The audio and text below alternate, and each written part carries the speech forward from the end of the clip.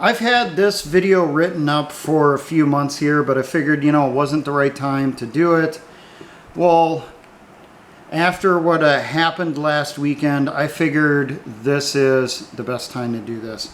Now, what am I talking about? The current date is September 1st, 2023, and what I'm referencing to is a shooting in Jacksonville, Florida on August 26th at a Dollar General. Now, some of the details on this: it was a 21-year-old kid who was still living with his parents, and apparently he was on psychiatric medications.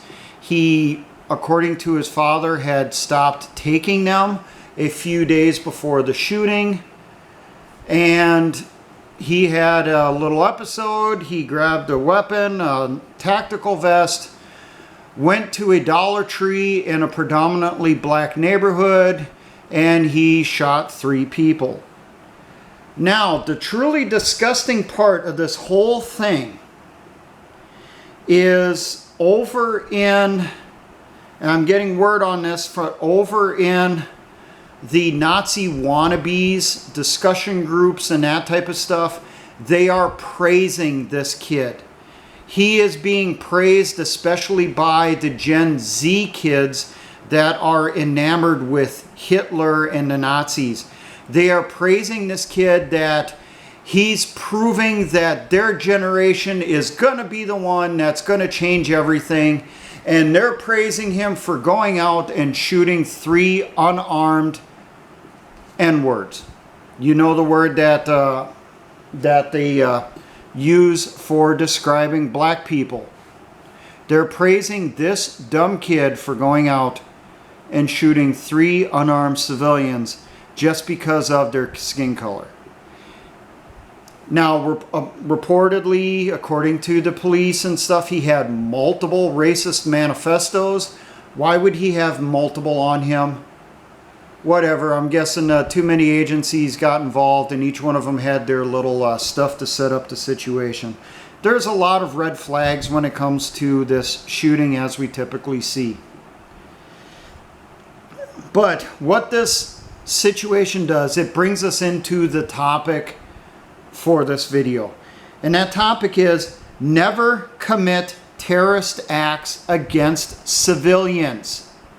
Only cowards target the unarmed, target non-combatants, target civilians. Your target is always, as a resistance fighter, as a guerrilla, as a freedom fighter. Your target is always the enemy's troops, the enemy's law enforcement, the enemy's government officials, their bureaucrats, their governmental agents, and their quislings. The people that pass on information to them to harm the resistance, to harm the freedom fighters. Never, ever target the enemy's family members unless they target your family members, friends, or supporters. And if you do have to do that, do a proportional response. If that enemy's family member ratted out someone, that person was beaten up, same thing to them. Go proportional. Never forget that blood vendettas never end. You kill one of your enemy's family members, they'll kill 1 or 5 or 10 of yours.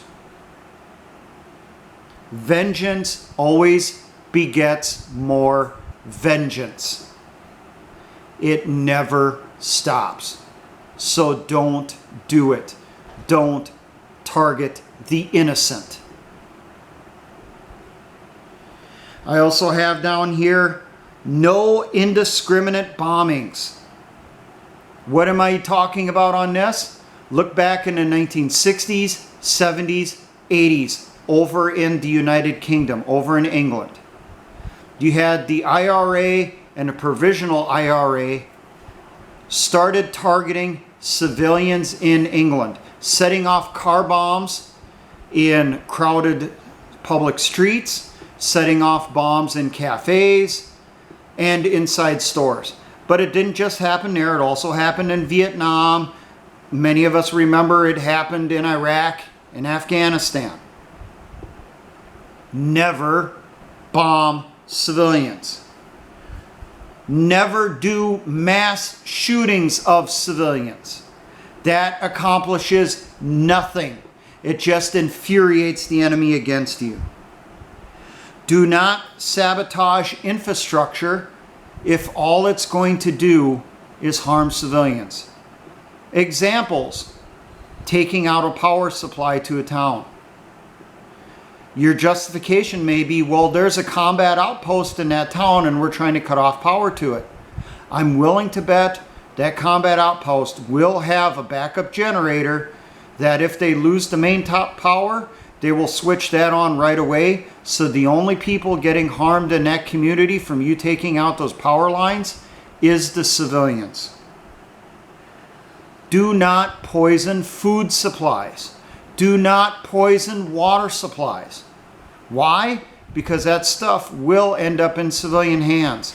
Even if it is enemy rations, it goes to that base, they lose some people. What are they going to do? They're going to distribute that amongst the civilian population, and they will dress up like you to demonize you, to get the civilians to think it was you that gave them tainted food, that made them sick, that killed their children. And arson. If you have to set fire to anything, a specific enemy target, don't be indiscriminate. Don't burn down a building just because the enemy used it once. And as I've said in the past, don't target hospitals. Now, someone's probably going to scream, well, what if they do the hotshot vaccination centers there? Target that particular part somehow, but don't destroy the whole building. If you deny medical care to the civilian population, they're not going to forget it. They're not going to forget when their daughter, her appendix burst, and she couldn't get an operation to save her life because you burned down the hospital, all because of a vaccination center in the basement. Something to think about here, and yes, I know this is from a communist, but he had a point. Mao Zedong said, the populace is the sea in which the fish, that is the gorilla, swims. The resistance fighter needs the civilian population, needs them on your side. Not just for intelligence, okay?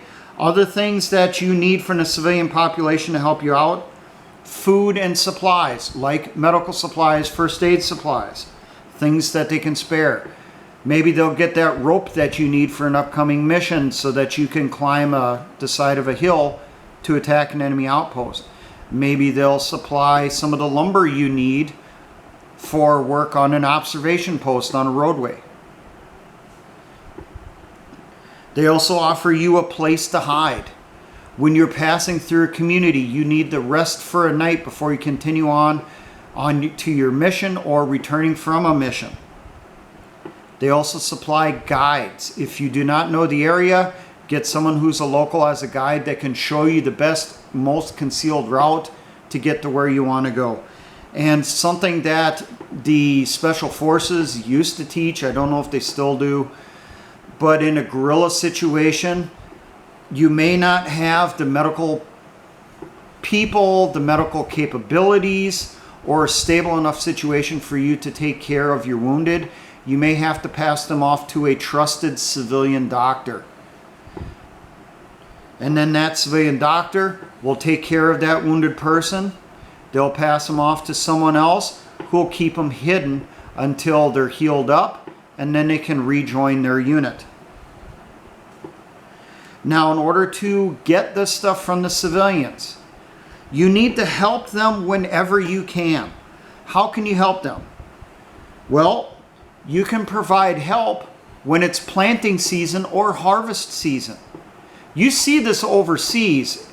When I was stationed in Korea, each year there used to be soldiers that would help out the local farmers bring in the rice crops. That is a huge hearts and minds thing. That shows the population you're willing to get your hands dirty to help them with their daily lives. Maybe you acquire needed medicines for that community and pass it off to them without reservations, without asking for something in return. Let's say there's an outbreak in a small town. The enemy isn't helping them. You are able to get a hold of the antibiotics that they need, and you get it to that community, and you save lives. You save their kids, those parents will help you out. If they're starting to starve because the enemy's taking food from them, you take food from the enemy, you give it to those civilians, you keep them fed, you keep their children fed. Maybe there's bandits that attack their food supplies, attack grain bins, attack the cold storages, whatever in that community. Maybe you help them by stopping those bandits from reaching there, stopping those enemy troops from going in and taking their taxation of the food from the local populations. Another way that you show the civilians that you're on their side is you evacuate them from the danger area. Example, you do a raid in a community. Maybe you evacuate all the civilians within a couple block radius as your unit is getting set up for that raid. Or you are doing an ambush in the country. When you're setting up your ambush, take a look downrange, out to the maximum range of your weapon systems that you have. Evacuate all the civilians that are downrange so that no one gets hurt by a stray shot. It didn't hit the target you were shooting at, it just kept going, and it's going to keep going until it either falls out of the sky or it impacts someone or something. Now, those civilians that you evacuate out of the danger area, keep them under watch until the operation is done. So that way, if by chance any of them is acquiescing, is passing off information to the enemy, you do not give them the chance to be able to do it. Once they are in the area that they're being kept for their safety, do not allow them to leave. And always, always, always keep in mind, treat civilians fairly and respectfully. Don't hurt them.